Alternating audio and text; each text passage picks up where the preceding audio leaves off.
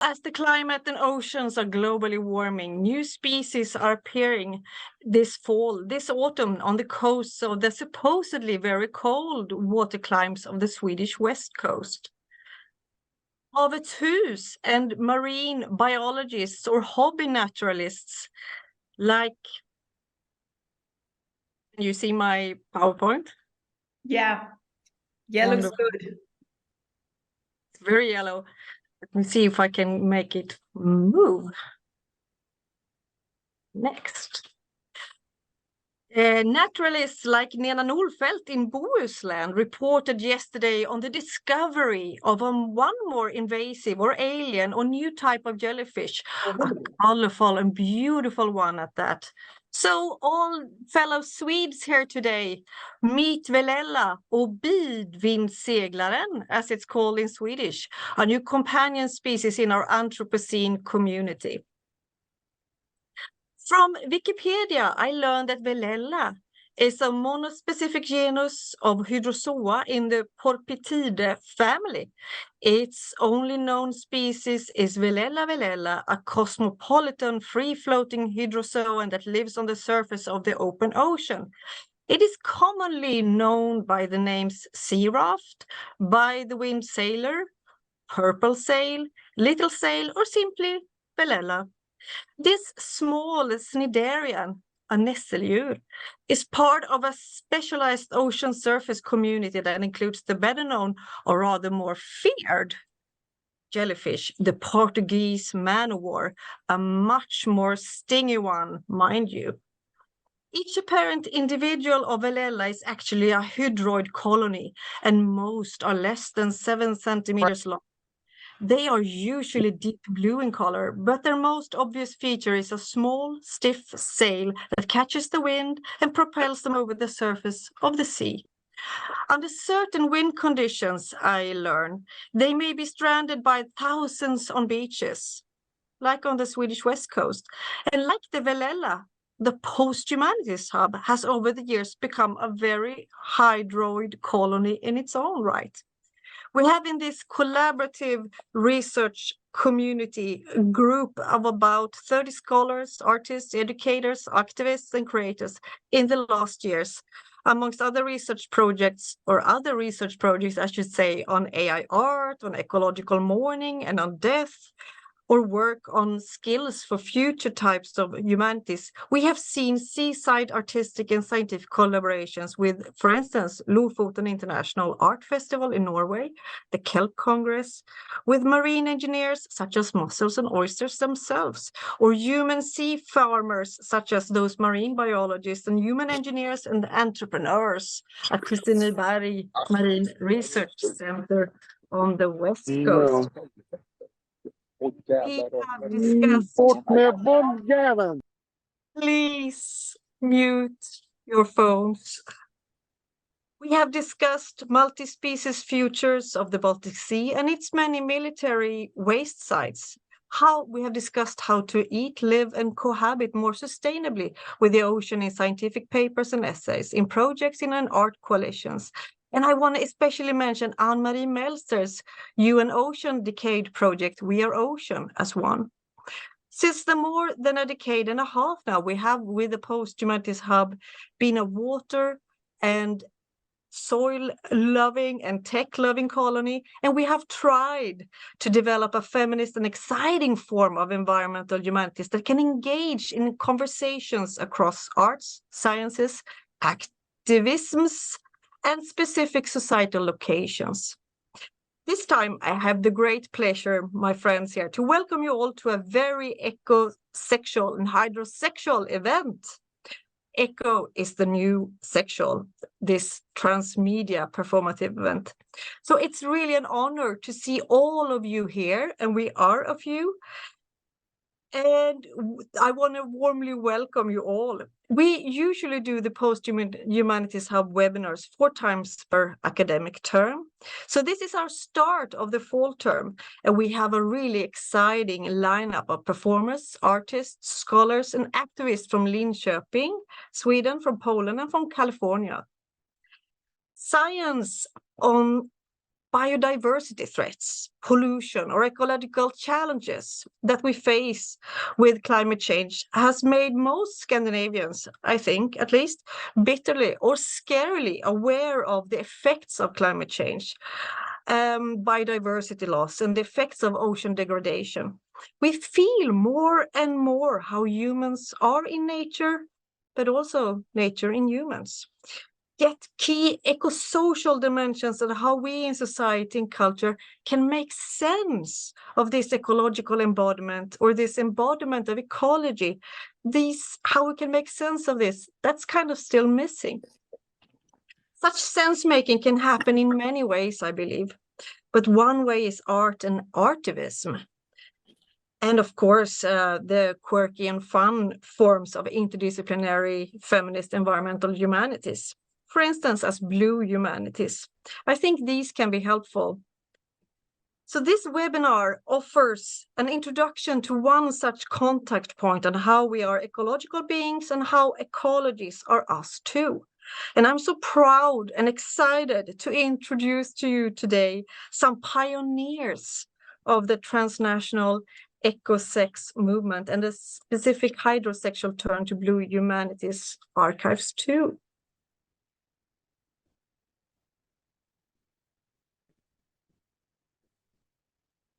Please allow me to introduce all the amazing guests of this Transmedia event. So let me start with some of the both human and more than human or less than human performers tonight. And let's, start with the youngest one, the brine shrimp baby. Brine shrimp baby, they prefer the pronoun they, are the true life of the stage and camera. Born amidst the wild celebration of a 3D printer after party, a mere 7 months after a hydrosexual performance, cyber wedding to the brine shrimp. Brine shrimp baby is something of a post-natural aquaphilic hybrid. With a love for swimming, brine shrimp baby is often seen gliding through the toxic waters, captivating audiences with their presence. Although they usually perform muted, actually don't be surprised if their style evolves alongside eco-technological advancements. Brine shrimp baby is a true force of talent, a captivating blend of aspiring artists and scholars. But here's the twist: when they hear their mothers, Ewelina and Justyna, venting about the struggles of academia under late capitalism, they yearn for a return to a more favorable state of cryptobiosis.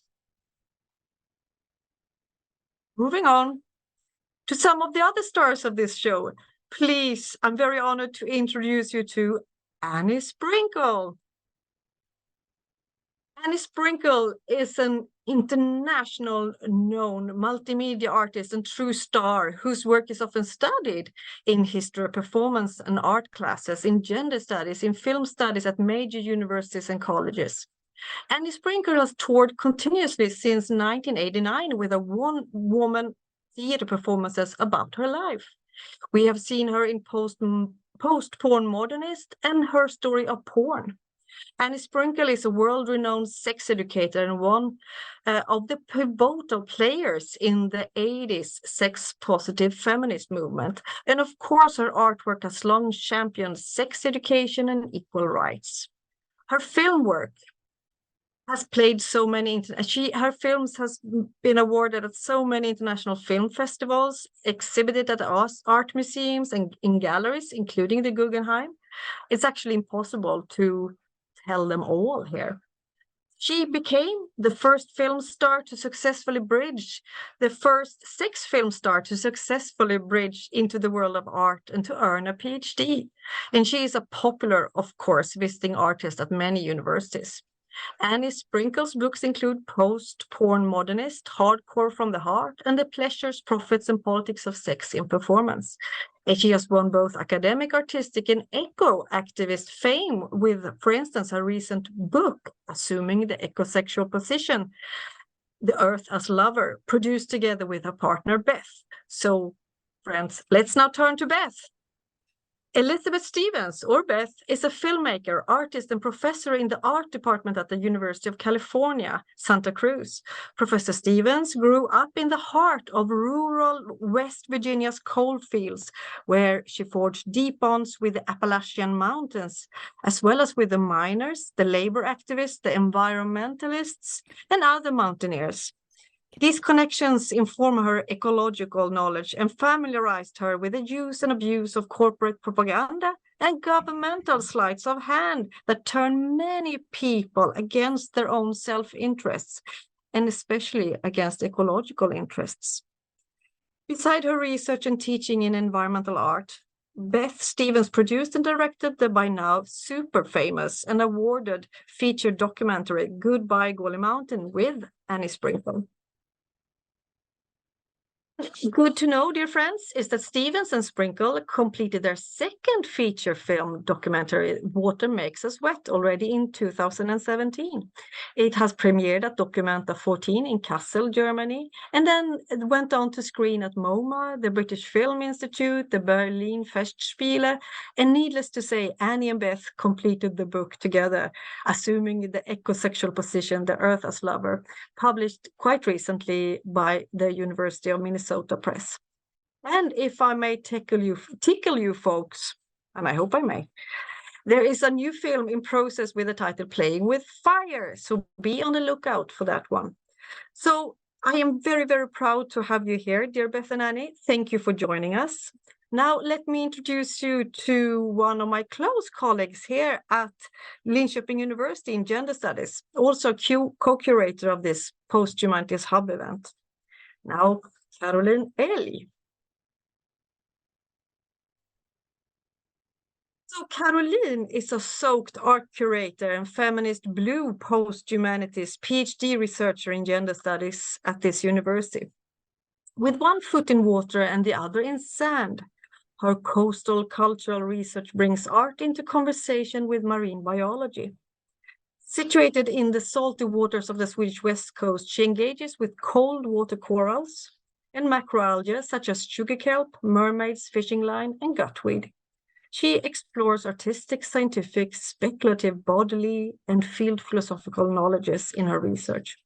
And Caroline grew up at the outlet between the river Klarälven and the lake Vänern in the Swedish landscape of Värmland, and dreamt of one day becoming a mermaid and breathing underwater.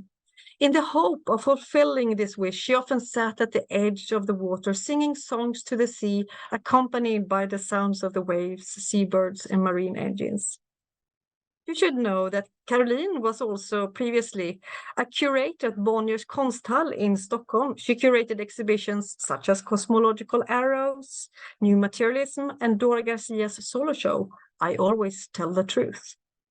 Now, Caroline works here at Linköping University, but she's also a recurrent lecturer at the curatorial program at Stockholm University, and of course, a keen member of the organization Gender in Museums. So proud to have this webinar together with you, Caroline. Now, my friends, it's a great pleasure for you all and for me to introduce to you a key person for us here at the Posthumanities Hub, our new on-location guest researcher. So let me introduce the main curator of our show today, Ewelina Jarosz. The pronouns are she or they. So Ewelina is a hydrosexual and blue queer feminist scholar and a collaborative artist in trans and post-disciplinary art projects, including water. Luck was on their side as they twice were awarded fellowships to go to the United States, resulting in a long-standing collaboration with the ecosexual artists, Annie and Beth. And with her background deeply connected to the Baltic Sea, actually Ewelina is really like a child of this sea. But Ewelina is also a mother to brine shrimp babies. Usually, Ewelina hails from Krakow at the Department of Media and Cultural Research at the Pedagogical University in Poland, when, of course, she's not here in Sweden with us. Member of Art Research Cyber Nymphs duo and Polish and international section of ICA. She's also the co-founder of the Blue Humanities Archive, an innovative platform that merges the realms of digital art and the humanities. And their research includes queer and sex ecologies, envisioning more than human worlds. And now, last but not least, I introduce to you all Justyna Górowska, the sensational hydrofeminist and performative artist. Her art practice takes you on a thrilling journey where art, technology, and social activism collide in interdisciplinary projects. Ever since she was a kid, Justyna's heart belonged to the enchanting aquatic creatures of the Skava River in Poland. From that moment on, her love affair with the water became a lifelong passion, fueling her artistic endeavors. And Justyna's talents have taken her far and wide, showcasing her captivating exhibitions in the artistic hotspot of Berlin, Jakarta, Warsaw, Vienna, and New York. Her artistic vision and boundary-pushing expressions have earned her recognition in prestigious art scenes across the globe, really. So Justyna earned her Ph.D. from the University of Fine Arts in Poznan. Now she brings her passion for digital arts to Krakow, where she's a teacher at the intermedia department at John Matejko Academy of Fine Arts. So also a member of the art research duo, the Cyber Nymphs, and a co-founder of the Blue Humanities Archive, Justyna combines her interest in ecology with cutting-edge technology, creating immersive experiences that push the boundaries of imagination. Now, my friends, this is our lineup. Now over to my doctoral mermaid, Caroline, who will provide us with some house rules and be our guide on this ecosexual journey. Welcome. Yes, thank you so much for this marvelous introduction, Cici, but I think we've forgotten something. We also need to introduce our wonderful host of this webinar. So let me now have the honor to do so. Cecilia Åsberg, Professor of Gender, Nature, Culture at Linköping University and Director of the Hub, keeps one leg wet on the salty best coast of northwestern Bohuslän and the other most of the time in the East Sweden region at Linköping University, and in the process trying to straddle Sweden east to west coast. She runs the Posthumanities Hub as a multiverse and multi-university research lab where art and science meets transnational gender studies and more than human insight meet people. She publishes and teaches feminist research in cultural STS, environmental humanities, and the emerging practices of posthumanities. Cici is always curious about new things, and I really agree on that.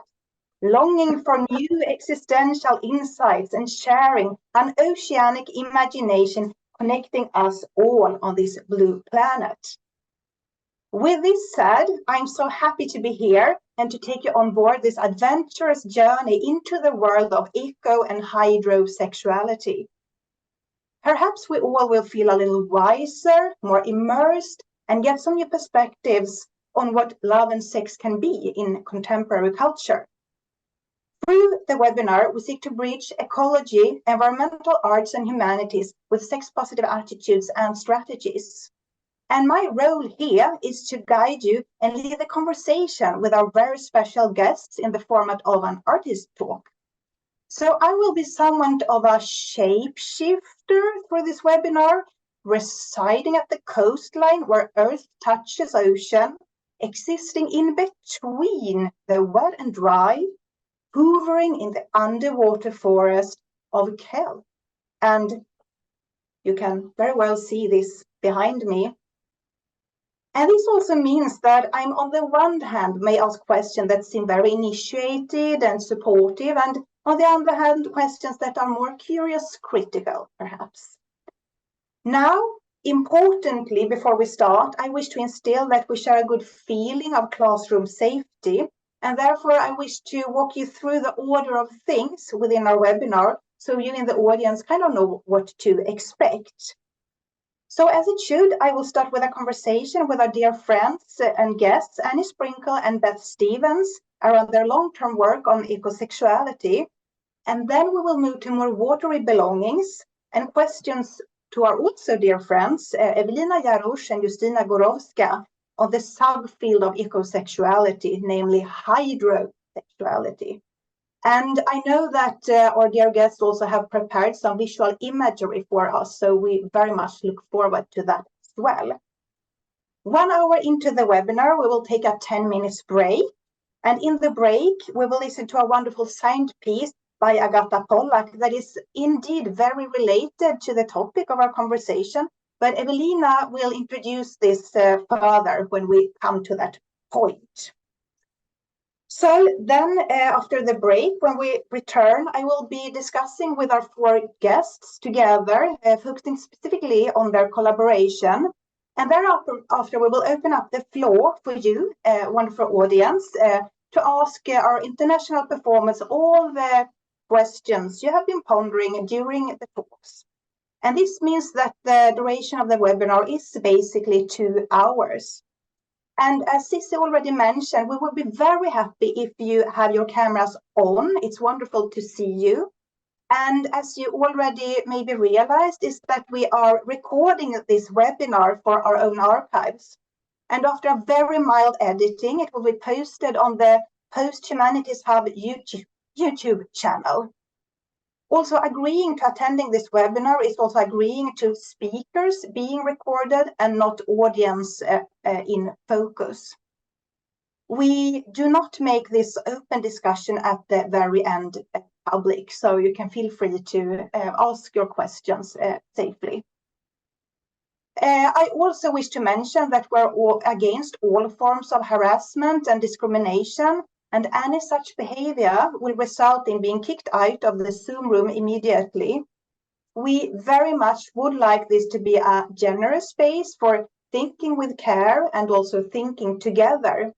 So thank you all very much for contributing to making this a fun, kind, smart and safe space of today's webinar.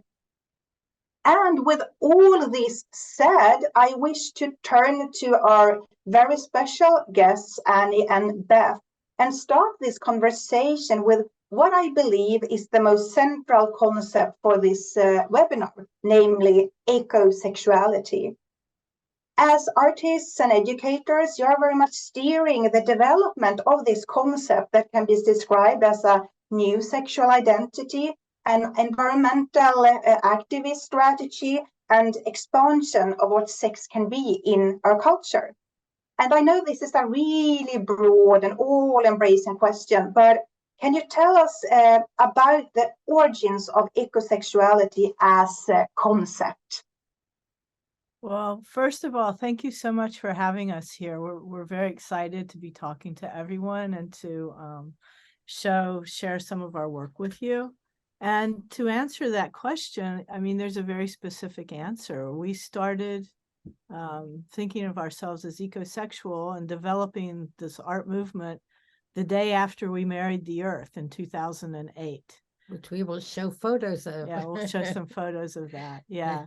But after we took vows to love, honor, and cherish the Earth until death brings us closer together, we realized that our lives had radically changed. And that was when we began to explore ecosexuality. Wouldn't you say, honey?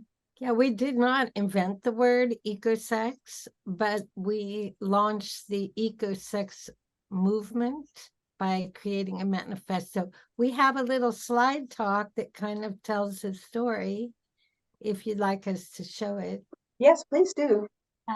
Okay. Oh, so it's a 20-minute slide talk. Is that okay? Is that what you want now, or should we wait?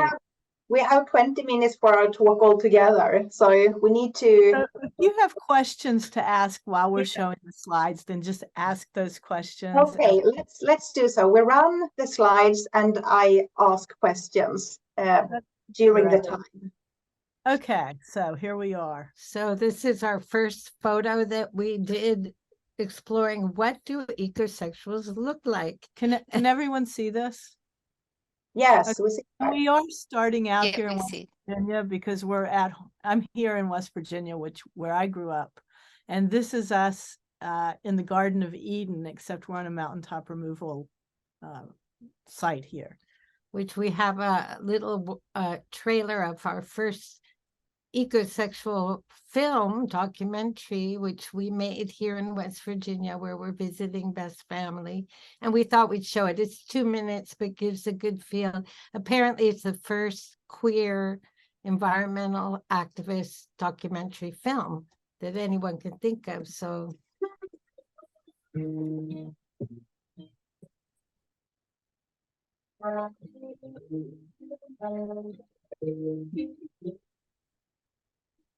we can still see the still image and not the moving image and the film. Oh, really? Yes. Okay, well, you know what? We'll just keep going. We'll just keep going. So you can look that up on our website at sprinklestevens.org if you want to see the trailer. Sorry about that. It worked before. yeah.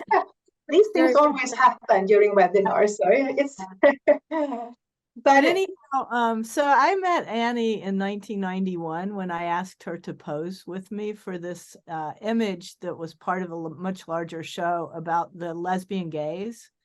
And I wanted to play around with, you know, undoing this thing called the male gaze and sort of create this other kind of empowering positionality in representation about, you know, with lesbians and queers. And so she agreed to pose with me in this shoot. And in fact, this shoot's somewhat based on West Virginia too, because my family had a machine shop, and there were all these little machine girl calendars with like naked women on them that I loved. I was never supposed to be looking at them, but that was what the inspiration for this project was. And that's how we met.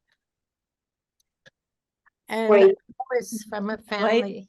Wait. Oh, Okay.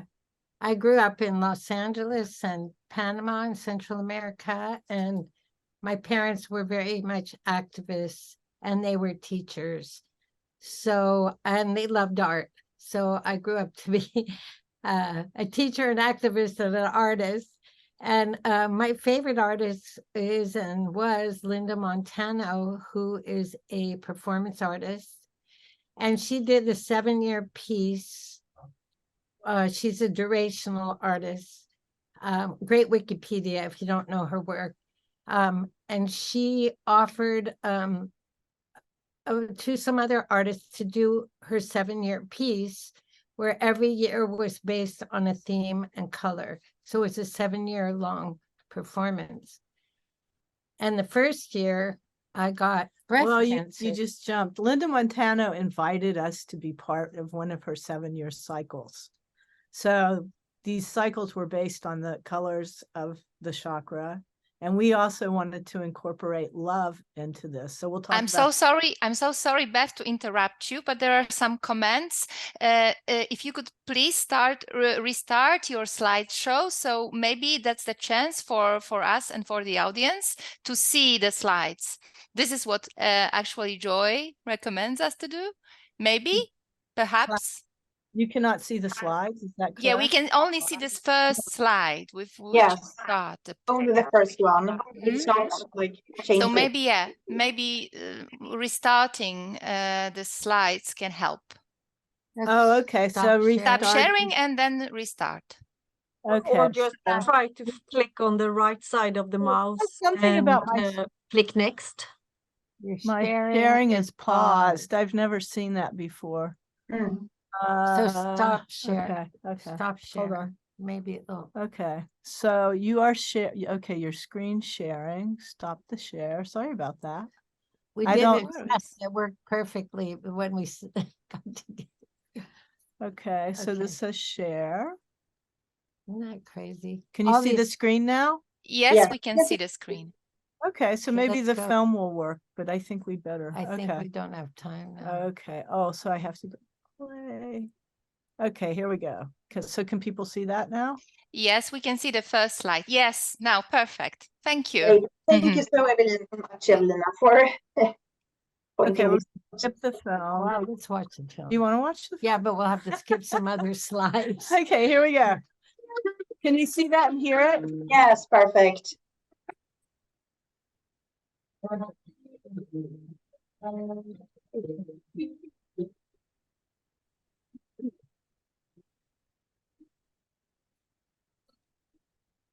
this is where we are right now.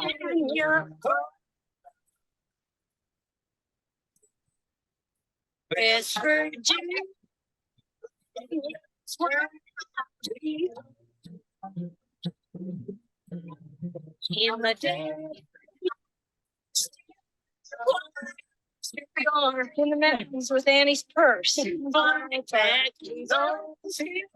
place that I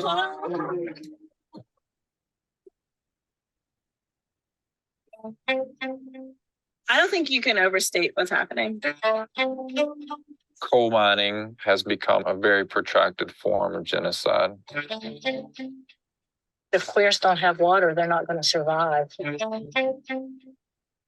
Global warming is a hoax.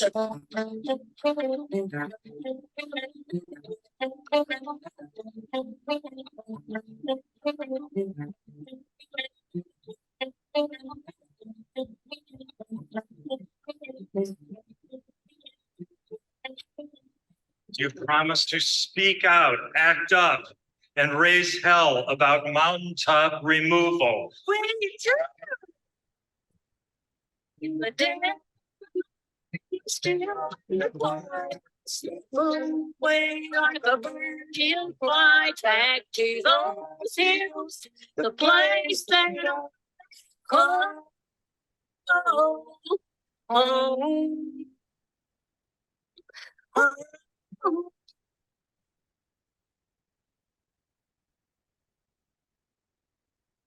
So that was our trailer for our first film, and then I just told the story of this picture, and Annie told the story of that picture. And well, that was about Linda Montano, who did his 7-year piece, and we decided to do it with her. For 7 years, we did art about love, and the first year I got breast cancer. So we made it into an art project, but it was really breast cancer that made us realize how toxic the planet is, because so many people were getting breast cancer and other kinds of cancers. So we did photos, we made collages. There's my kind of young erotic porn star breast mixed in with the medical breast. And we went on through the years to the green year. We married the earth. so that project started in 2004, and every year we would have a wedding, at least one. So this was our green wedding to the earth at UCSC, where I'm a professor, in the beautiful redwood trees of California. And we asked for no gifts, but invite people to collaborate on the wedding. 150 people collaborated and performed and made wedding decorations, and it was a big love fest, and everyone in the audience is invited to make vows, promises.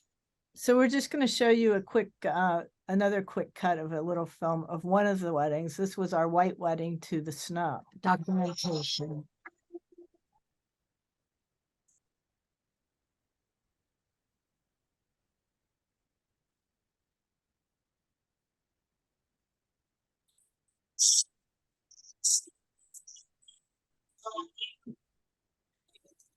One of these snowflakes.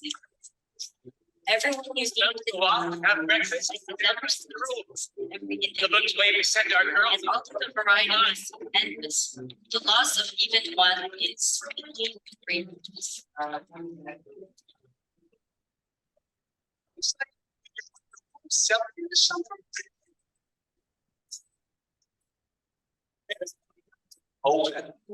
Eating breakfast.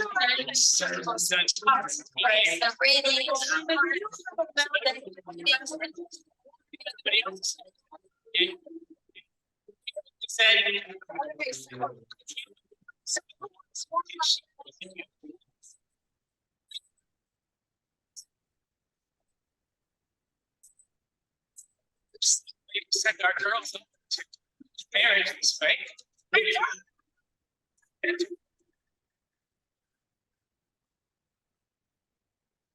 So that was our white wedding to the snow, and simultaneously with all of this, making up certain kinds of definitions and trying to expand this thing that we call sexual. Yeah. Yeah, so the weddings, we don't really know, we didn't know anyone, but we built community and met people, and everyone knows the ritual, the basic ritual of wedding. And it makes a hell of a great script for a performance. Somebody's phone is on and we're hearing Maybe we them. can mute them. Or microphone. So this is our Sprinkle Stephens scale, which is based on the Kinsey scale. How ecosexual are you? You could be eco-romantic or eco-curious, or there are different variations. This is an old one. We redid it. Yeah, we're always expanding everything We're we do. updating. That's weird.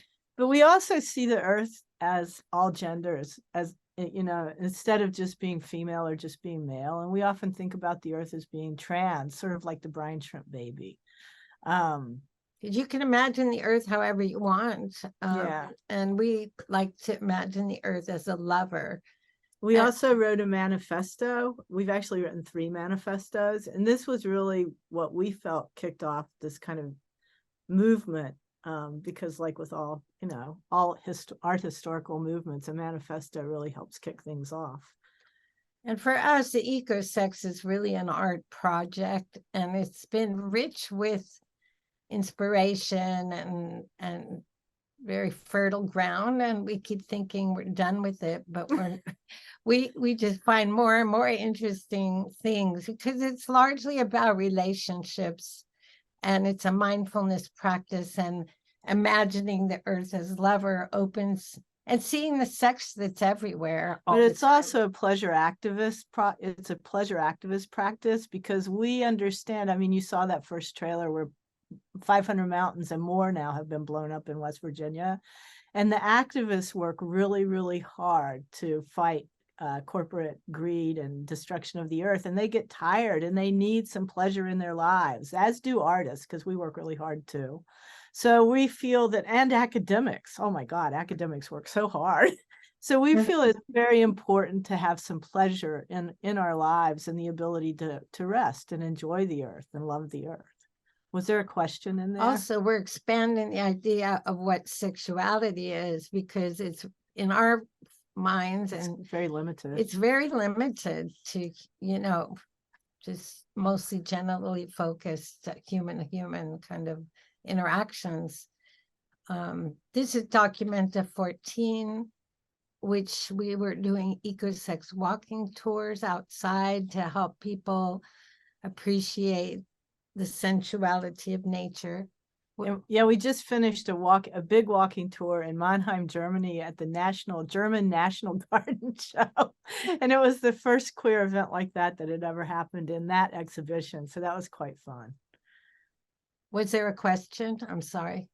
I mean, this is so amazing, because I had some questions and you have answered them all through your talk. Isn't that amazing? Related, maybe I can finish up with one question before we move over to the questions to Ewelina and Justyna. And I think that is something you have been asked very much, and which relates very much to your ecosex weddings. And you have, of course, made a lot of other things, documentary films and theater pieces and written books and done manifestos and so on. But we tend to come back to this question of consent. And in Sweden, we have a specific law that regulates this, that sex must be voluntary, otherwise it's illegal. And sometimes something that is very important for you as ecosexuals is, of course, humor. And what indeed becomes very funny when you ask, for example, a mountain or lake or brine shrimp for consent. So something that I am really interested in is how you balance this seriousness with humor in relation to specifically the question of consent. Well, I actually think the Earth is a sentient being. And so we do practice asking consent, but there are language barriers. And so we can't really understand when a tree says yes or no, but we know if a tree drops a branch on us, that might be a no. Or if we want to, hug some poison ivy and then we get a terrible rash all over our bodies, that might be a no. I worked with a lot of dancers. We continue to work with dancers, and improvisational dancers do something called co-sensing. And so we try to spend time with these ecological entities that we, say that we're going to marry or that we're going to make love to. And we try to understand what their sense is, really. I don't think the Earth has the same sexual hangups and guilt and taboos that humans have created largely. And the consent's very important. Bombs, does the Earth, yes, but does the Earth consent to being bombed, poisoned, abused? Do trees, we don't ask this question. If someone's cutting down a forest of trees, do we say, what about consent? It's just kind of like we feel that we're loving those things, not harming. And once you bring the word sex into the equation, then suddenly there's some kind of an adversarial set of rules too that require a certain kind of consent, but not if you're doing environmental damage in general. Up to this point in history, nature's having sex all the time. The bacteria around our bodies are reproducing. In our bodies, there's all kinds of sex in our gut happening and reproduction of the things. And our biome clouds. I mean, right now, Annie and I are having an orgy and you can't even see it because our biome clouds are like totally right here between us. And if we make love with someone out there, do we ask the biome cloud for consent? I don't know.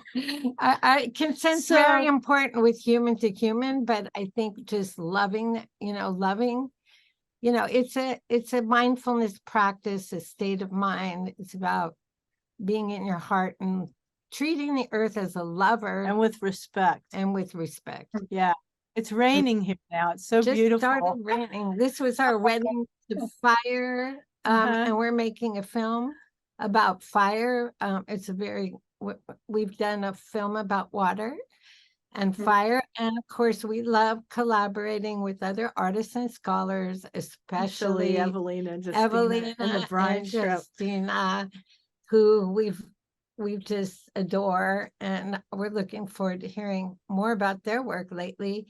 And that was our last slide, except for this. Do we have time for one more slide? Yes, please take the last slide. Okay. We're gonna perform this. I don't know if you can turn the sound down. I'm not sure you can hear it, but you could read along. Number 1, 25 ways to make love to the earth. Number 1, tell the earth I love you and I can't live without you. And 2, you might be embarrassed to be lovers with the earth. Relax, let that go. It's okay. Spend time with her. Ask her what she likes, wants, and needs, and try to give it to her. Massage the earth with your feet. Admire her often. Circulate erotic energy with them. Smell her. Taste her. Touch her all over. Hug and stroke his trees. Talk dirty to her plants. Swim naked in their waters. Lay on top of her, or let her get on top of her. Do a new dance for her. Sing to her. Keep it clean, please recycle. Oh, kiss and lick her. Bury parts of your body deep inside the soil. Plant your seeds in him. Love her unconditionally, even when she's angry or cruel. And keep them clean. Please recycle. Work for peace. Bombs really hurt. And if you see her being abused, raped, or exploited, protect her as best you can. Protect their waters, mountains, and sky. 25. Vow to love, honor, and cherish the earth until death brings us closer together forever. Thank you. Well, thank you so much for this marvelous conclusion as well. So we will have the chance to get back to you and talk to you and the relation with Ewelina and Justyna and your collaboration. But now it's time to move on to the next part of the webinar. And now I would like to turn to you, Ewelina and Justyna. In your work on ecosexuality, it morphs into hydrosexuality, that will say ecosex that engages with various human and non-human bodies of water. And you are artists and scholars working in between art, academia, and activism, and you define yourselves as hydrosexuals. In this manner, you also continue the ecosexual movement that Annie and Beth have launched, which we have already been hearing about. But can you please describe how you came across ecosexuality and what specifically can hydrosexuality do? I just need to unmute myself. Thank you so much, Annie and Beth. Thank you, Cici. Thank you, Carolina. Thank you for having us here. And I feel like I'm already in hydro-ecosexual agony being here with you tonight.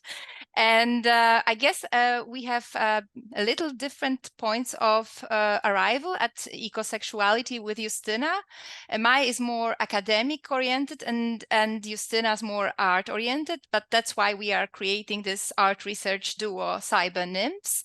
So I first came to know Annie and Beth in 2018 when I was reviewing their exhibition in Poland. It was their first exhibition in Poland. It was titled The Romantic Adventures of Annie, Sprinkle and Beth Stephens, and it was at display at the Municipal Gallery in Poznań. And Annie already mentioned about this exhibition, so I'll just add that it was like based on a wild and revolutionary idea of using photoplastic for a kind of like a cancer erotica peep show to show Annie's breast cancer photos and how supportive Beth was during that time. So it was much about also about support in the process of recovery and then healing.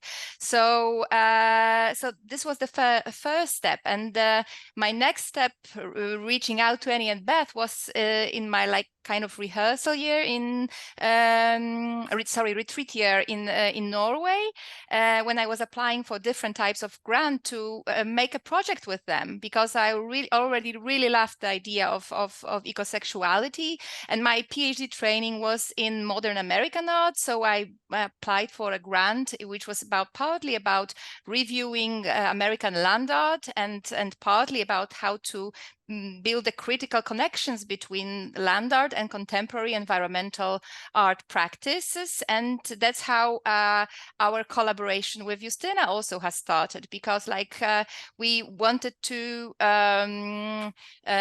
using a brilliant idea of Annie and Beth, we wanted to like stage a performance, Cyber Wedding to the Brine Stream, to which we also invited biologists, scientists, to bring art and environmental humanities into the feminist biology research. The scientists working at Westminster College in Utah, they were very open to this idea, unlike the art foundations, because we were like the whole thing I'm now talking about refers to the Great Salt Lake and the Spiral Jetty, which is a land work by Robert Smithson, an iconic land art work. And what we wanted to do is we wanted to marry the brine streams, which are the one of the oldest inhabitants of the Great Salt Lake. So so we did it, and we invited Annie and Beth, who were at that time at the big tournée with book launching all around the United States, and they made a like fantastic, like a big drive to reach us, and all together with the biologist and Justyna, we made this piece, and we will tell you more about this piece, and we'll also show you the teaser to our hydrosexual movie. But this is like my way. Maybe Justyna want to add something to this presentation, how you approach the ecosexual, how you assume the ecosexual position yourself. I was fascinated with ecosexual movement like long time before I even met Ewelina. I remember I was writing my PhD thesis at the university in Poznan, and I found out that this ecosexual manifesto is something like I feel so close and I can identify myself with. So this is what I think my beginning of the fascination of the ecosexuality, but not only from the theoretical point of view, but also from very private experience of me, being really close to nature and having kind of sensual relation with the earth entities. Yeah. So yeah. If I may add something, like this is like we draw upon Annie and Beth's definitions, the way they work, but we also develop our art practice into specific directions. Well, basically for me, eco and hydrosexual is the same global movement. We are the same family, but with the hydrosexuality, we are focused on the water as a crucial substance that connects, not divide, that brings people together, human and non-human entities. And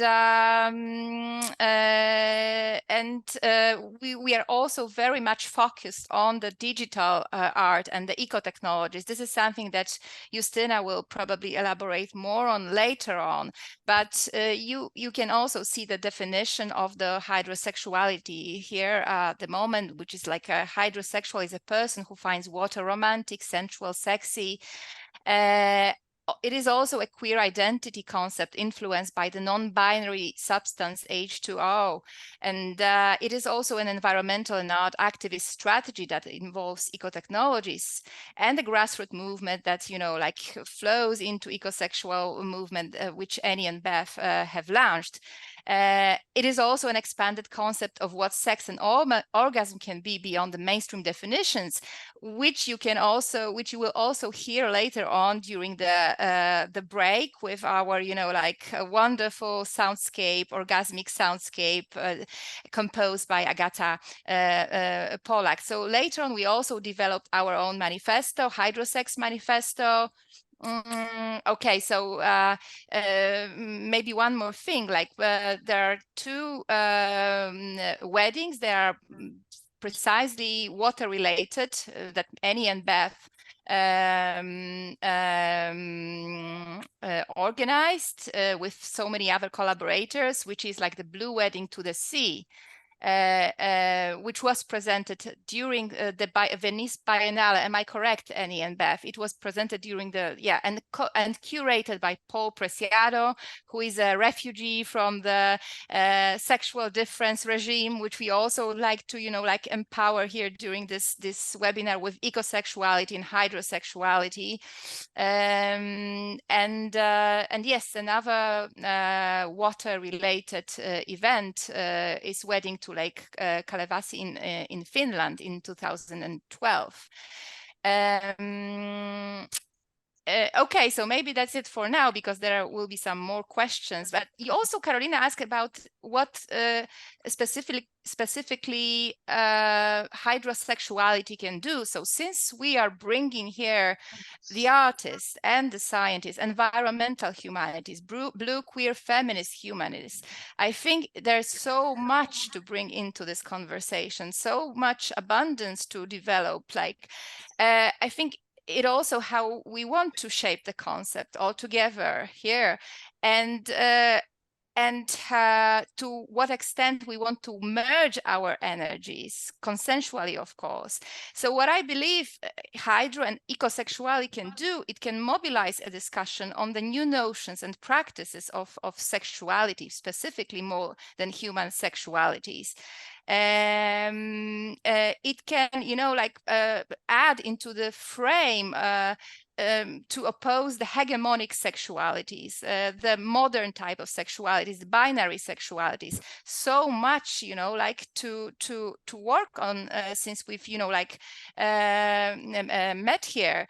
And we really need this powerful framework, I guess, to change the hegemonic work and the world which is full of suffering and full of dystopia. So that's why I'm also very, very happy having so many people here at this webinar, because maybe during the discussion we can also talk a little bit more about so many different aspects of what eco and hydrosexuality can be when we merge our intellectual, bodily energies, etc., etc. And something very nice and very important that you did earlier this year, this was the International Academic Conference at the Pedagogical University in Krakow, titled The Deep Sea Babies. And I had the great pleasure to be there and take part and get to know you and your work. And at this conference, you made a very nice performance lecture, which involved this physical appearance of the deep sea baby that we have also been already introduced to in this webinar. And here you also launched your hydrosexual manifesto. So it would be interesting to hear something about the relationship between all these entities and how they incorporate hydrosex. Yeah, but first, Carolina, see at Justyna, and our dear guest, see Justyna is holding our baby like a cheerleader, holding her pom-pom, so it's so nice. Baby. Yeah. So coming back to your question and to the conference, and the idea of this conference, we already brought eco and hydrosexuality into the form of the conference, because we insisted that this will be a multidisciplinary, transdisciplinary conference. We really wanted an artistic form of presentation, and we really insisted that it's very diverse and inclusive in terms of inviting queer community into our conference. And well, the idea of the conference was we wanted to start thinking about reimagining the identity of the Baltic Sea region, which is so much underestimated, as far as I'm concerned, in the blue humanities research, which is a kind of Western concept still. So we wanted to start this kind of reflection from other side of the Baltic Sea, inviting scholars, artists, multimedia artists to think how we can reimagine some stereotypical dominant perception of the collective identity concepts related to the Baltic Sea, such as, like, for example, Nordic Europe, Baltic states, the very recent 3C initiative, or the post-Soviet Europe, which is not so much directly related to the Baltic Sea, but like this is how we think about our region. So with the titular concept of the deep sea babies, we wanted to exemplify the kind of environmental non-identity way of thinking. So we wanted to encourage the participant to imagine the blue multitude of the Baltic Sea cultural region through such terms as potentiality, co-becoming, unfamiliarity, reinventing, remapping, queering, transitioning, and transforming. So this is like a kind of an alternative to what I've mentioned at the beginning, which means like this Nordic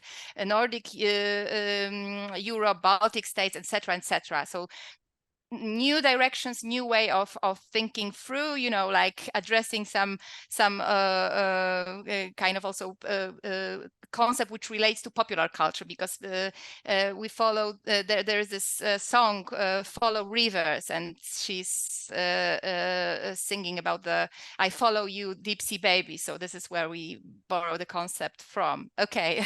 Maybe it's too long answer, so let's continue with the flow.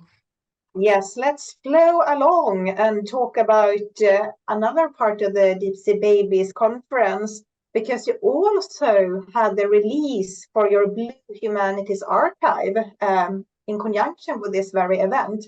And this is an international interdisciplinary online platform at the intersection of digital art, environmental humanities, and technology. Can you tell us a bit about the aim and purpose of this platform? Mm-hmm. So I'm going to share my screen, and Justyna, maybe she can tell us a little bit more about this project we've launched and about the aesthetics. How about that? So I will stop sharing now and restart sharing with, just give me a second. Mm-hmm.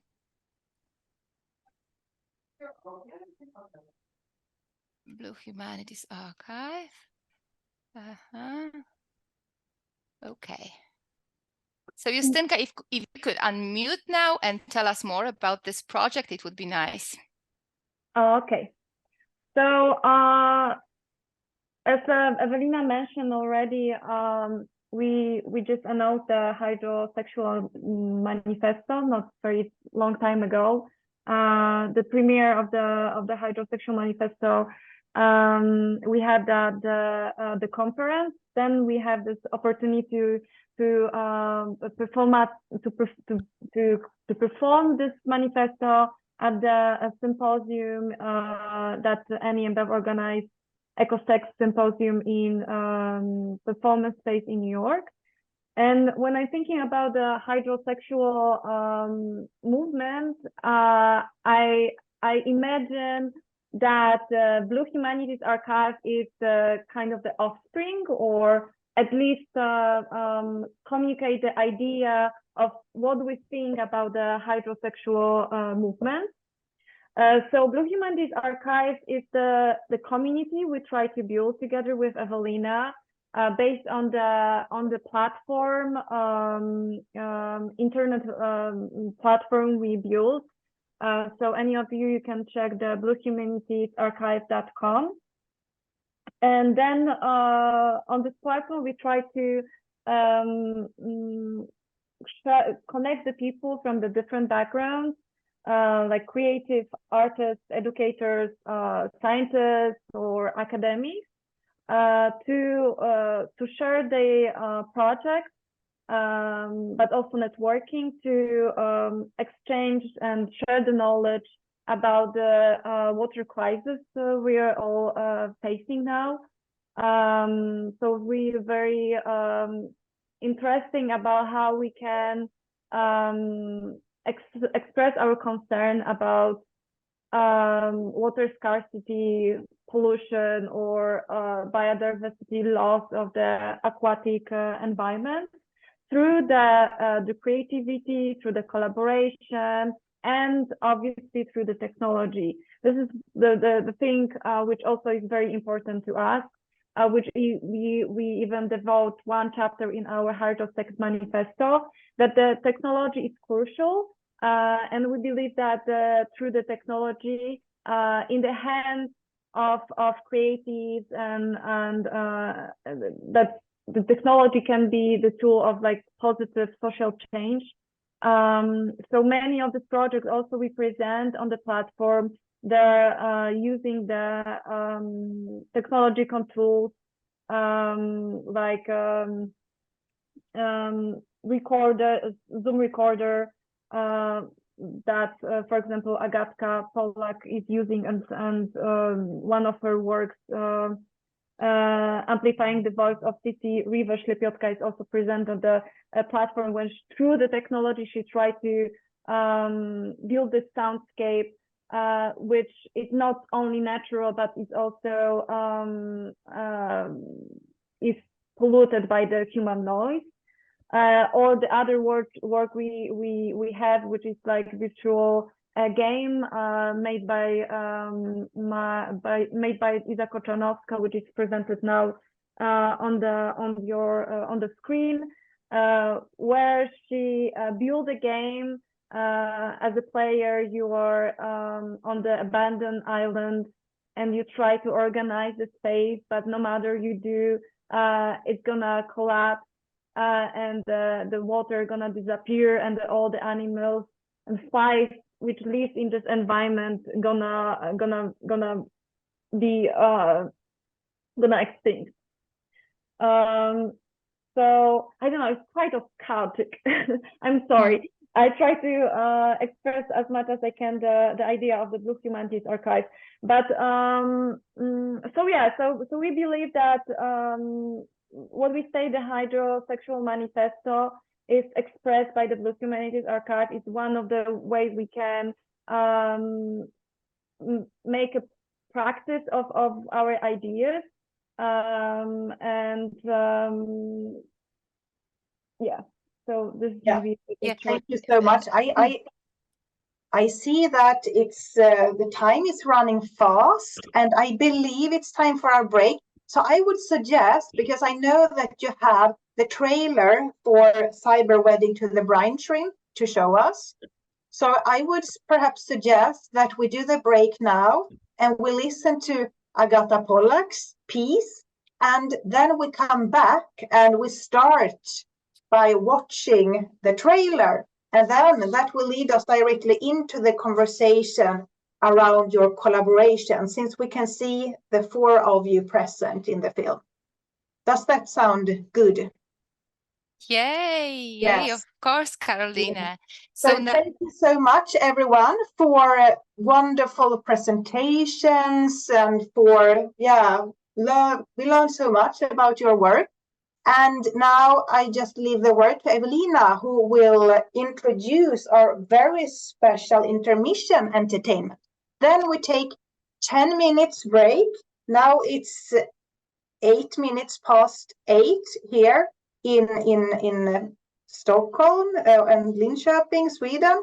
So maybe we should get back 1/4 past. Then the break will be slightly shorter. Is that okay with everyone, that we take a shorter break? Yeah, so 1/4 past we will gather again. So please, Ewelina, what will we listen to? Yeah, we will now listen to Nymphs Orgasm, which is a soundscape, environmental soundscape composed by Agata Pollak, who is also present at this webinar. I'm waving at you, Agatka. Thank you so much for your effort, for making our event even more beautiful. So Agata took part in Deep Sea Babies conference, and she is a hydrosex composer already. So without further ado, let the orgasmic soundscape drift into your ears.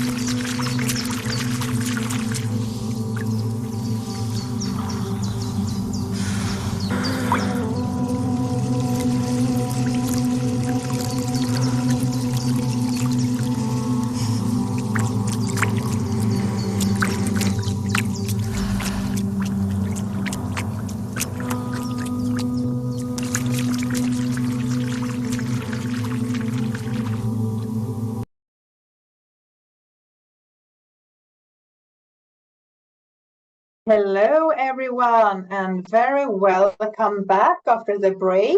It was a really short but refreshing one, I think. And the plan now is to focus on the collaboration between Annie and Beth, Ewelina and Justyna.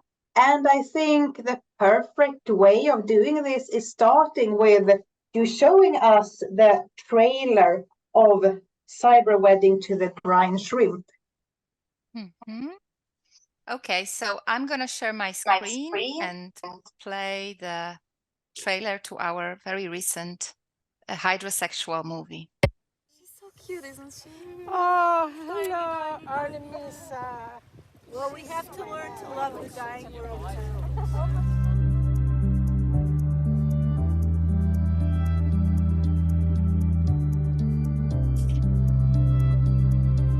Jedziemy w stronę Sparalgetti, jedziemy zobaczyć Wielkie Jezioro Słone i jego wspaniałe mieszkanki, artemię, krewetki solankowe.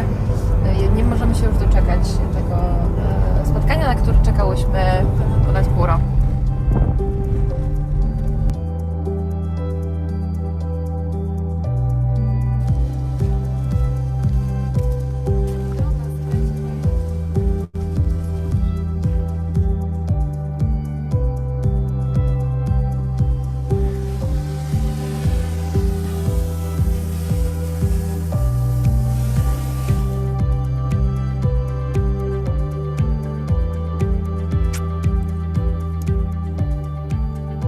Właśnie, w krewetka wyschniętym jeziorze. Pięknie!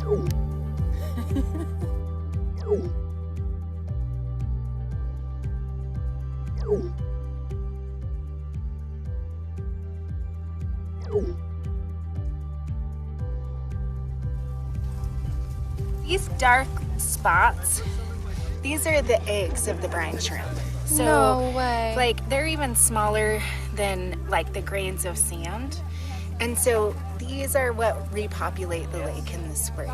So all of the little brine shrimps, so there is a little bit of sand in here, but these little teeny tiny ones, those are all brine shrimp eggs. And I always think of them as like a little time capsule because they can stay in the sediments, they can be dried on the shore, and they can even hatch hundreds of years later.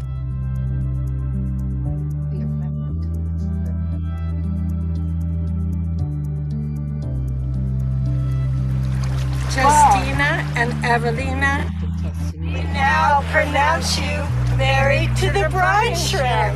Congratulations. Thank you so much.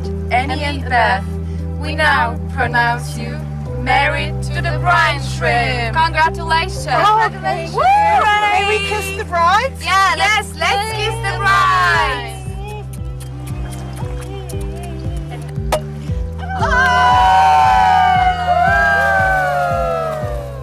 Can we toss the bouquets? Yes, toss the bouquet. I love you.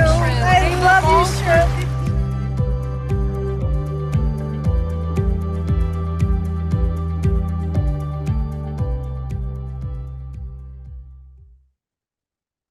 Thank you so much for showing us this. And there are so many different entry points here, I think, and so much to discuss and talk through. But I think especially about the multi-species entanglements at stake here. And I think very much about Haraway's time pace of the Cthulhu scene that envisions this possible survival for humans and non-humans alike in the current ecological crisis, for making possible biological, cultural, technological recuperation and recomposition. So could we think through this multi-species entanglements at stake in the film? And of course, this includes the collaboration between the four of you. How did the film come about? Yeah, thank you, Carolina, for the question. So, speaking about the multi-species assemblages, this movie puts into our discussion, I would say that what we wanted to do first is to work with Annie and Beth ideas of the wedding. Yeah, so probably there will be some other questions, specific questions about the wedding, but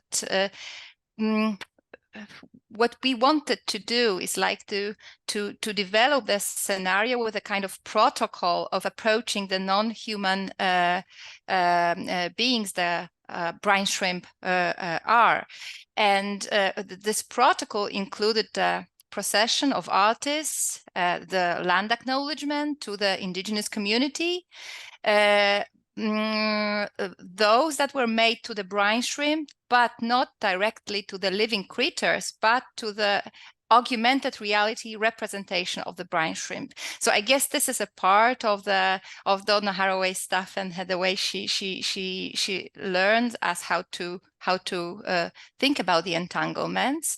So with this representations of the brine shrimp, we wanted to avoid harm to the living creatures, but at the same time we tried, to connect to the materiality of the Great Salt Lake. Like you could see in the teaser that Annie and Beth, they are holding this and pouring the water with the brine shrimp in their heads and kissing the brine shrimp.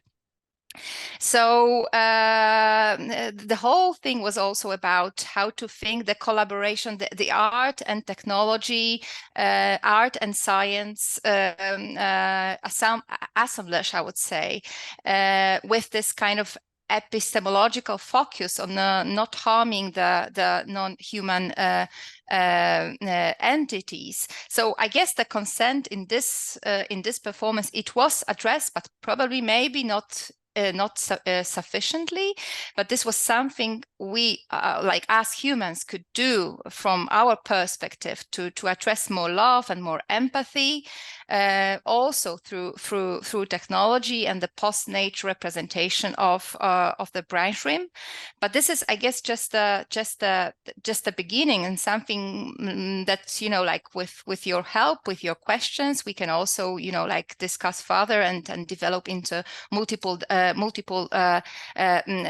direction. But also the consent part included humor and the, I would say, awareness of rescaling, because the AR representations were really big comparing to the real size of the brine shrimp.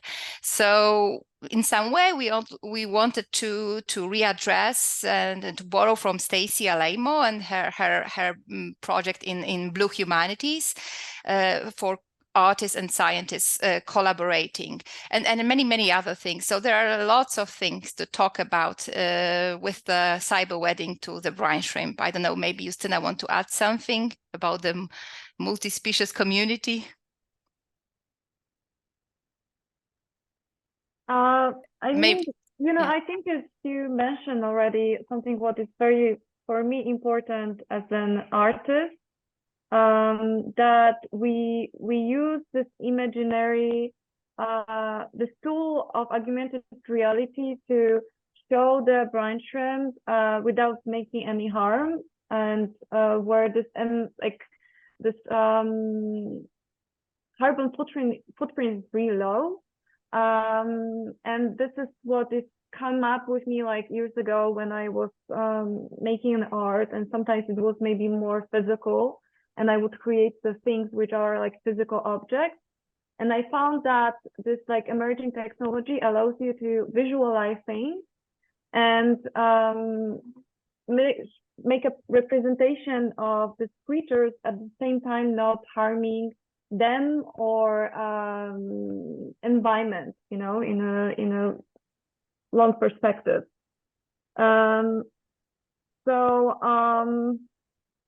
Yeah, I mean, this is what was really important for us. We are bringing brine shrimps, we are invoking them, but we don't want to impact their environment, don't harm them. And I guess what is also important in the context of what Justyna just said. Yeah, you need to unmute because Yeah, you need to mute yourself. Sorry, that was us. We're having. Sorry. Okay. Yeah, So there is a long history of violence imposed on these small creatures, the brine shrimp, the whole industry, the brine shrimp that has started in the 50s of the last century with the, global brine shrimp market.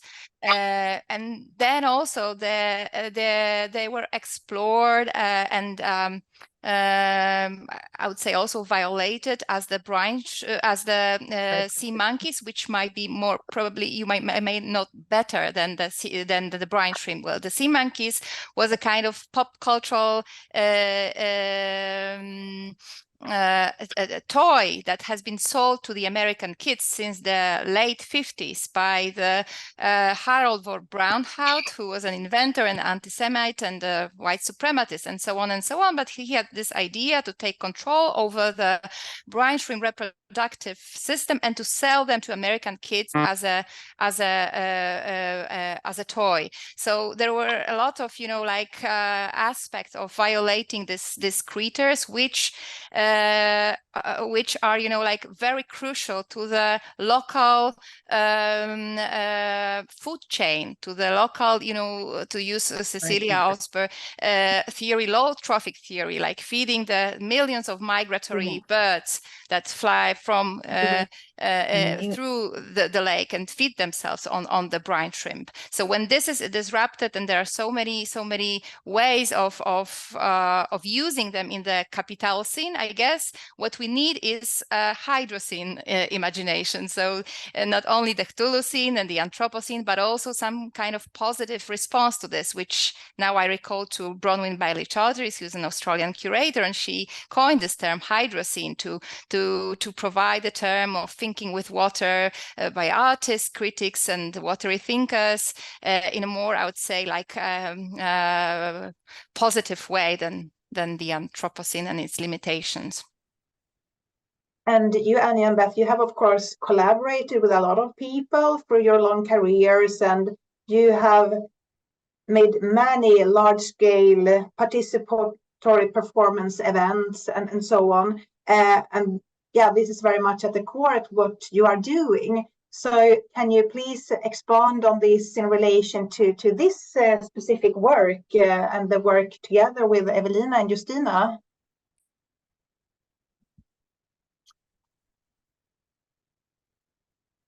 Are you there, Annie and Beth? They seem to be frozen at the moment, right? Annie just texted me that they are going through some technical problems because the connection is unstable. So they are now on hotspot. They are trying to get back, but I'm not sure if when it will happen. So they are not getting stable connection in West Virginia at the moment. So that's our part of life. That question when they hopefully can join us again. I think it would be interesting. One stage and one strand in this piece relates to land art as well, and to land art practice. And you specifically mentioned Robert Smithson and his work. And I think you are doing very much the opposite in relation to what the land artists did, that was very extractivist in a sense and not very ecological. So can you please say something about the location and the importance of the Smithson work being there, and how you made those visuals apparent in the film? Mm-hmm. Well, so there's a big story of rejection with this question about land art, because we thought that we have a great idea to first start with building the bridges, showing what was good and what was bad about land art. On the example of Robert Smithson's spiral jetty. So then we tried to contact contact few art foundations to kind of, like introduce ourselves, but like immediately were rejected. We were not allowed to use the spiral jetty as a backdrop to any other performance, you see. So it was like a big no-no from the art world. That's why I'm so grateful to the scientists, to the biologists, because they were immediately, yeah, let's do it. If this has to do with the, future generations, popularizing science, communicating about the environmental crisis of the Great Salt Lake, yes, let's do it. And the art foundations were, no, you will not use the spiral jetty for any, fancy environmental new project. So, referring back to the historical aspect, of course, like Robert Smithson, in a way, he violated the land. Because he used the bulldozer and he ripped directly into the soil to build his, to expand his creativity onto the land. And there was no, he was I guess what we would say an artist ethnographer, but he was not in this piece addressing any type of ecological message. Of course, he made a beautiful 30 millimeters movie about his work, which I myself like, and we also wanted to provide a counterpart, a counter narrative based to what he already did. So it's not that we are, canceling or rejecting. We are carefully watching and analyzing, and then we are, trying to respond to the land art tradition. So eventually, and end up with queering the spiral jetty. So the spiral jetty became I would say our you call it testing. She testified. Yeah, during the wedding, and then she opened a new chapter for the queer history of the Great Salt Lake, with feminists and queer artists making this vows to the Brine and addressing the climate crisis of the Great Salt Lake, which is really in a bad condition. It's shrinking. There are a lot of threats upon this lake, and there is a lot of activists in gay, I would say, activist action involved in responding to the Great Salt Lake climate crisis as well. So we are a part of it, a part of a larger movement of people who try to attempt to take care of what is happening to our planet. Now I think that Annie and Beth are back. Is that correct? Great. I was just asking before Ewelina answered this question, I was just asking about your particular collaboration in relation to this piece that we just saw a glimpse from, because you have been doing so many large-scale projects and participatory performative events and so on. So can you say something about this specific collaboration with Ewelina and Justyna in relation to this very work, out from your, long experience? First of all, I want to say that Joybrook Fairfield was also a collaborator on this, who was very important to this piece. She was our director, and she showed up to help Ewelina and Justyna work on their piece. So Joy has actually joined us on this group today. So Joybrook Fairfield has been a big part of our work, Beth and I, and we were just in Germany with her. So that was really great to be able to bring Joy into the mix. And one of Beth's students showed up. So it was a collaboration with us, but also we extended the invitation. They did, actually. We said, can we bring these friends? And they said yes. Well, anyhow, this collaboration, we met Ewelina through a fellowship that she was doing. She came to the University of California, where I teach, and stayed with us for several months. We were talking about this collaboration. And then we went to, we came to West Virginia, where we are now, because this is where my family is. And on the way back, we did do some book events, like Ewelina said, but then we all converged at the Great Salt Lake to do this wedding. And it was really fun for us. I mean, you know, Ewelina and Justyna were producing this, so the pressure was off of us to have to put together an event.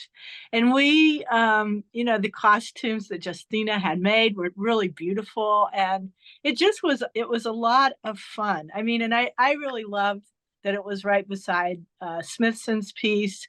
And, you know, I was shocked that Ewelina called for permission because I'm always much more of a person who is, you know, beg forgiveness and ask for permission later. And the thing about the Spiral Jetty is it's basically a tourist attraction anyhow. So everyone's making films there and everyone's shooting the thing. And the Dia Foundation's just really uptight, you know, and you can quote me on that. But anyhow, it was a really joyous collaboration, which often we are handling so many production, you know, logistics, and thank God Joy Brooke Fairfield comes and helps us because, you know, she is also a great producer and a great director and performer, performer and an intellectual who, you know, has a stake in the ecosexual movement too. And I just feel like, you know, it was just really an honor and a really great pleasure to collaborate with Ewelina, Justyna, the Brine Shrimp, the Great Salt Lake, you know, to queer Robert Smithson's Jetty up a little. And we just smile every time we think of this event. Can you hear us okay? There was a storm and we're very having internet. Yeah, imagery is a bit blurred, but we can hear you very well. Okay, good. Right. Sorry about that. We're not at our house, so that's. But anyhow, are there any comments about that? We love collaborating with Justyna and Ewelina. Let's just put it that way. We love it. We have a comment, obviously, Annie, Beth. Like, we love to collaborate with you. I mean, it was the best experience we ever had, and it's repeat because just recently we've been at the symposium in performance space in New York, where Annie and Beth organized this amazing symposium, and it's just like you're like family, and this is what ecosexual and I hope hydrosexual movement is gonna be. It's like being part of this big family of people, you know, who care, and then who can exchange experience and do something creative and very important together. And this is amazing, and we should thank you for this. Like we can be part of this family. You are, and you did a beautiful performance in New York at our symposium, and everyone fell in love with you and was so impressed, including Linda Montano, who was there. She loves you guys. But we were in Europe, and some climate scientists said it's the problem. The environmental issue right now is not so much humans being a threat to the earth. It's actually fire, the pyrocene. Well, that was caused by humans. Yes, a lot of it was caused by humans. But at this point, fire is a big danger, and we need water to deal with it, you know. So it's all the elements are connected, and what we do to the earth, we do to our bodies. People are dying from fires.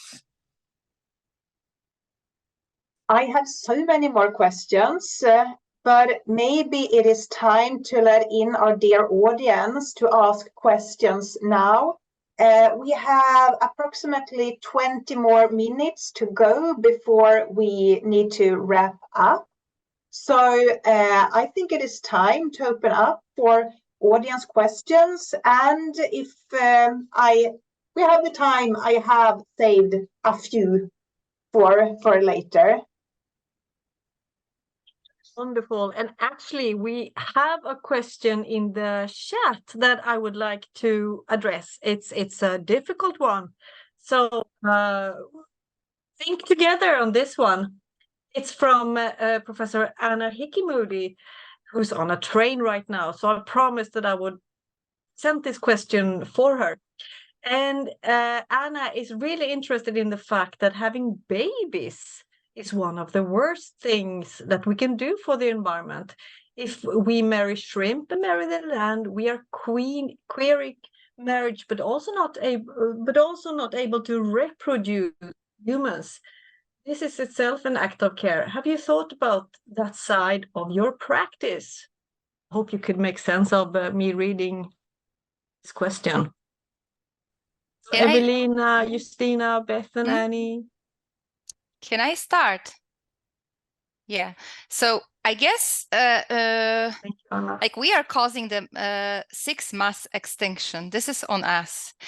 And I guess a part of it, this project, which may be not so apparent at the first, you know, like side, is the antinatalist approach, because this is, you know, like through this babies, we want to somehow address the question of environmental reproductive rights. What can we do with this concept? Another thing that is not so much directly communicated through this project is that we come from a country where reproductive rights are so threatened, and giving birth to human child it's a big trauma for because of the abortion ban in Poland. So think about this project also in this I would say culturally specific context to young women, which we are with Justyna, escaping their country, like Thelma and Louise, to do such a crazy thing as marrying the brine shrimp. So maybe it's also about this, you know, about the not having the human babies, and imagining how our togetherness may look like in the future. What will happen? This is to give you something to think about, because actually these are not the real babies. This is like the imagination. Yeah. So antinatalism is a part of it. So this is my response to it. Maybe later on I'll come up with another idea.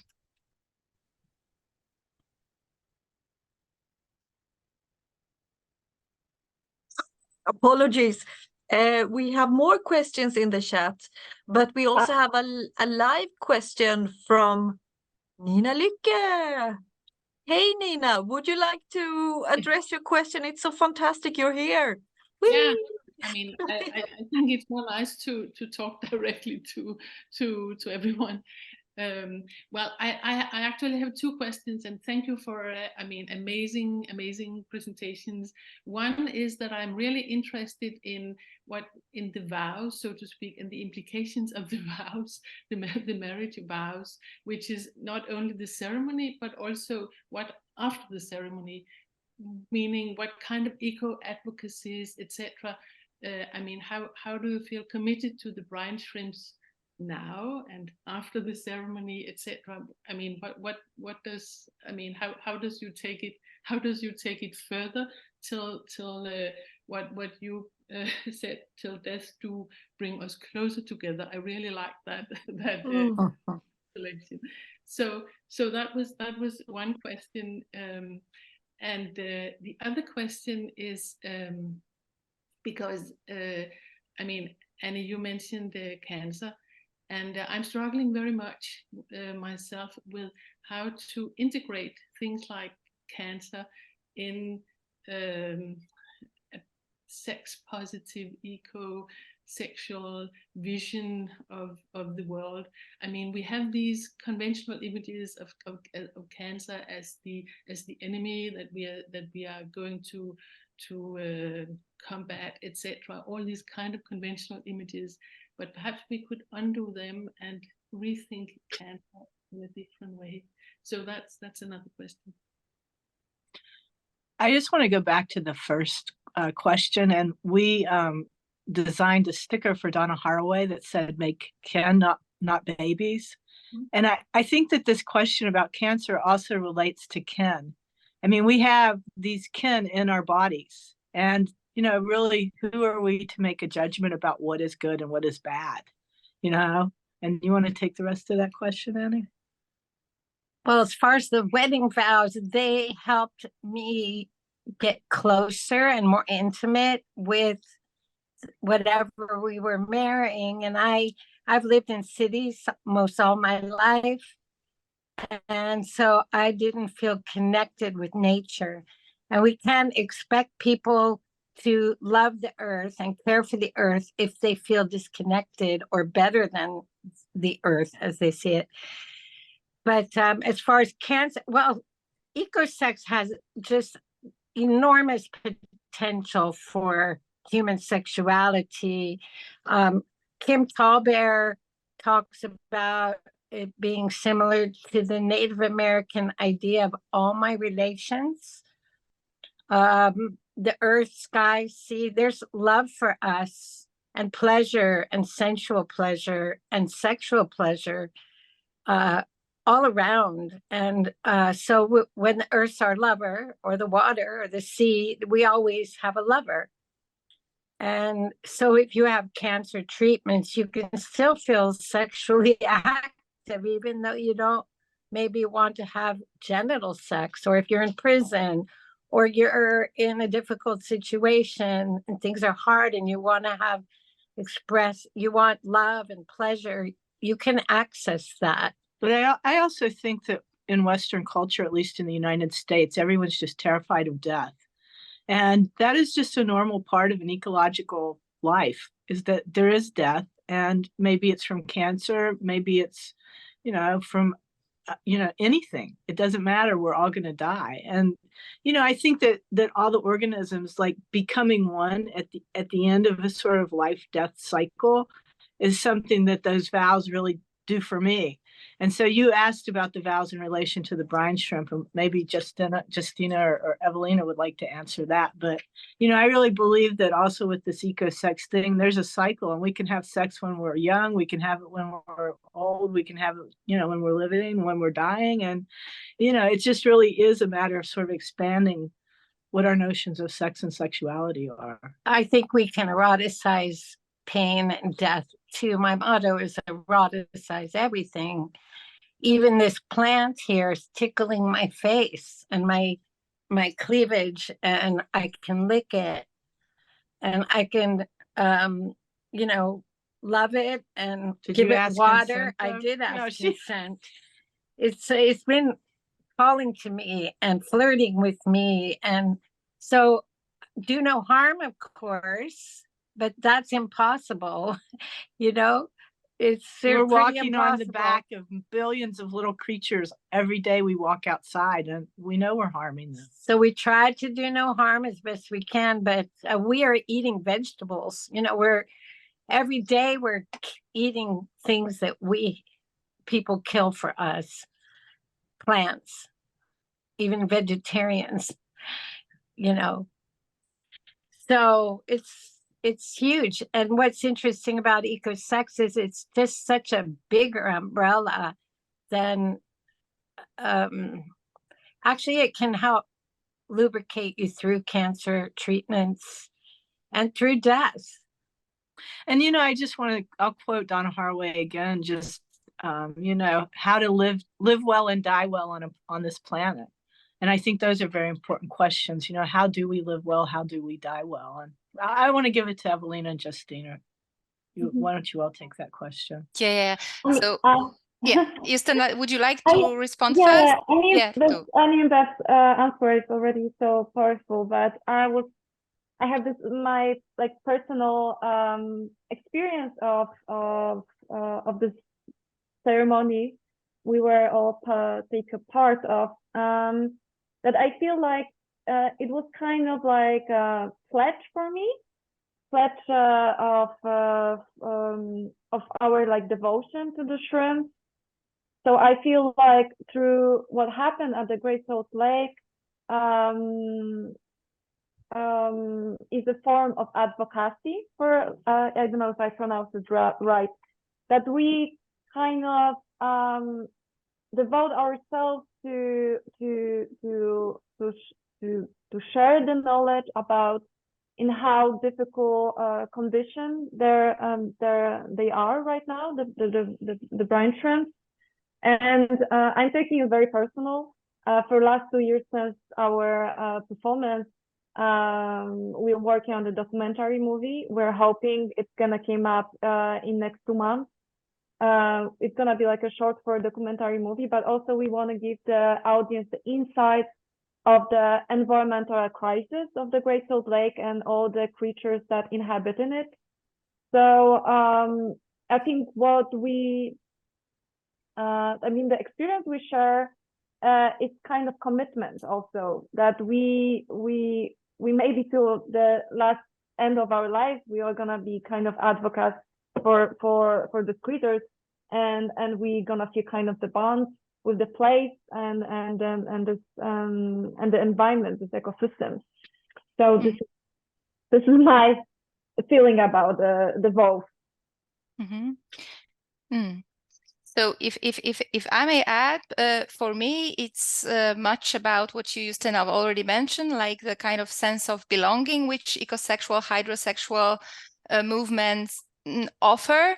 And what does it mean to me, making vows to the brine shrimp? I would say it, on this intellectual level, it also helps you to show the slow change in the existing human-centered legal systems, because the making vows is a part of marriage, of wedding. Yeah. So if we frame it this way, I would say it's like a shapeshifter, shifting our attention to the need for the new nature culture oriented judicial systems. So this is my answer to this first question, and I honestly don't have the answer to the second question of yours, Professor Nina Lika. Thank you. We have another question coming from Veronika Zalewska, and it's a really long one. And let's see if I can read it to you. Digital art is often as impactful or even more than sculpture, for instance. I think about it much too while working with the medium. The impact is indeed somehow invisible, but the cards serves many of its very energy consuming and in the need of rare earth. I openly wonder, don't we sometimes fall into the invisibility and of technology's impact? Talking about scales and visibilities might be interesting. I think about the Undersea Network by Nicole Starowski, where she describes the technological infrastructures in the sea or waste colonialism. How do you think we can tackle the relationship with technology, with sensitivity, holding complexity of this relationship? It's also a difficult one for me. Maybe we can wander together. Yes, let's wander together, please. Hi, Veronika. Thank you for this question. Yeah, it's an amazing question. We love it so much. Can I answer? Yes, please. Maybe it's the time to show my avatar, because I was working for last 2 days just to share with all of you with my alter ego. See if it works. Ewelina, you can tell me if it's gonna work or not. Is it working? Okay. Just give it a little time. Oh yeah. Now we have it. Okay. Is it lagging or it works? It's starting. It's starting to work. It's starting to come alive. Yes. Okay, so I love this question, because with Ewelina we talk a lot about the technology, and I am definitely the person who is like a eco technology positive, because I believe that the technology in a way can save us, or at least minimize the okay, it crashed, sorry. So at least it can minimize the human impact consequences. But do you hear me? Okay. So I think like there's a technology definitely give us solution. It give us like renewable energies and like water purification system, and many others. But the question is also in what way we're using this technology. So, for example, when we are working on our Posthumanities archive website, we're talking a lot about how to make it low cost, low energy cost. What are the solutions to make the lowest environmental impact? And for example, on only this one example of our website, we found the solution to make this website be a really low energy consuming. And to do it, for example, we minimize the colors, like a color palette of the website. We use the Arial font, which is very easy to, yeah, oh, thank you, Ewelina. So we use the Arial, which is usually the font that is pre-installed in the operating system, so you don't need to load it, the font each time when you open the website.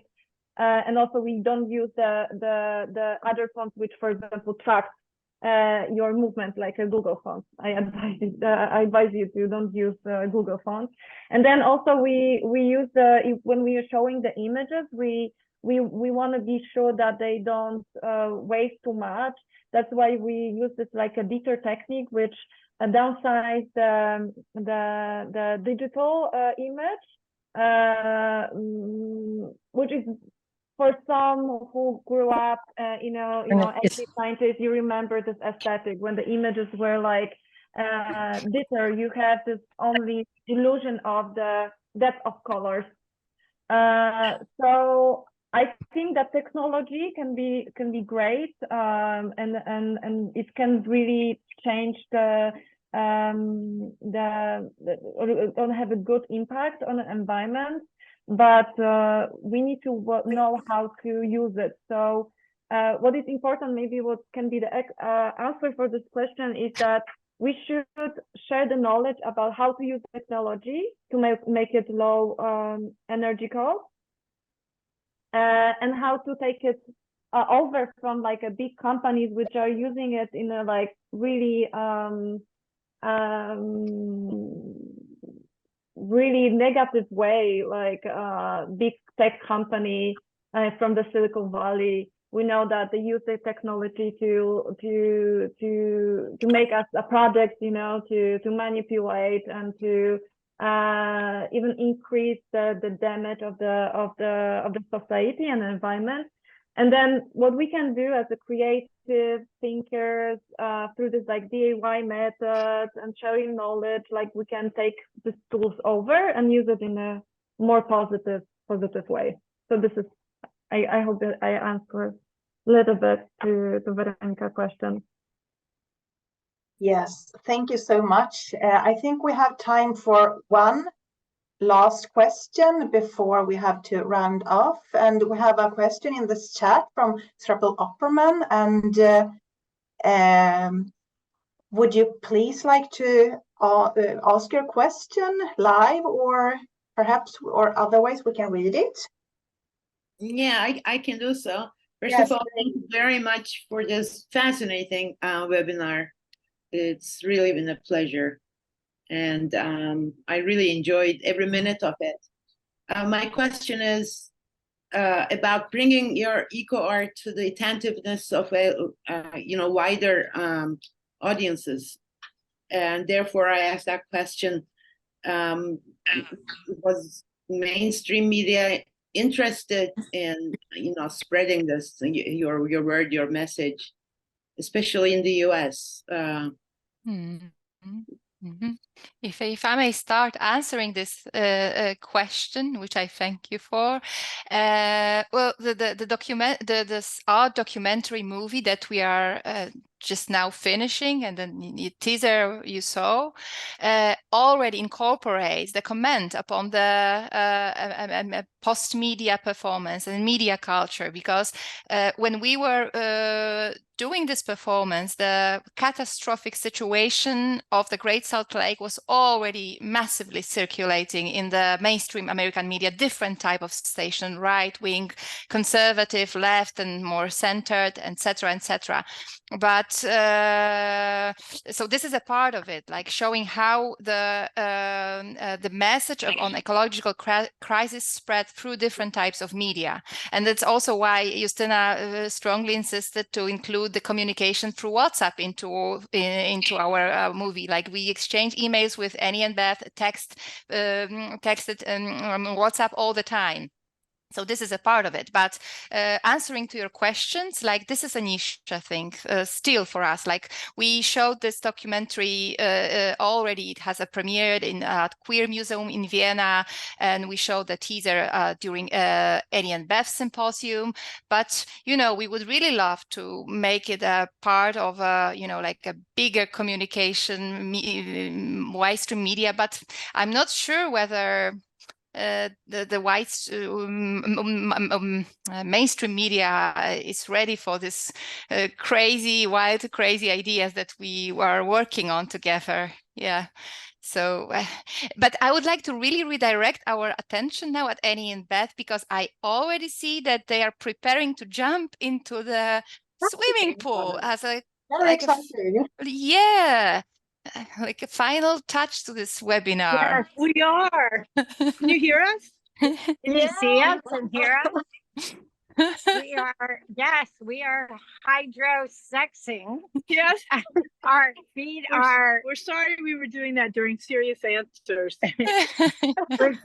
we have this wonderful pool at Beth Cousin's house, and the sky is blue. The storm is over.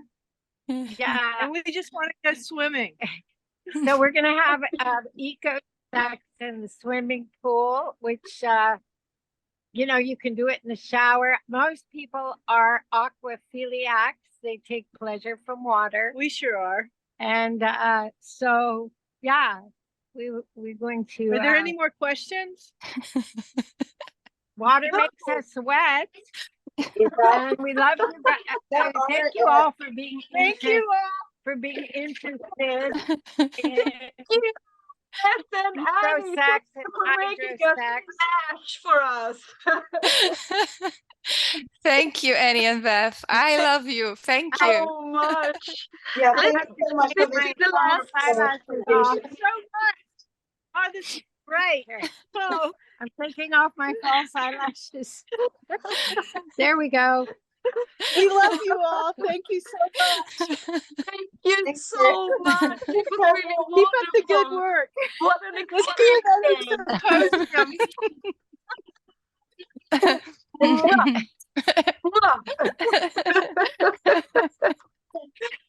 Thank you for sexing with us. Thank you, Annie and Beth. You are my mentors in the academia. Have a nice swim. What a wonderful ending of this webinar, isn't it, Cecilia? Indeed.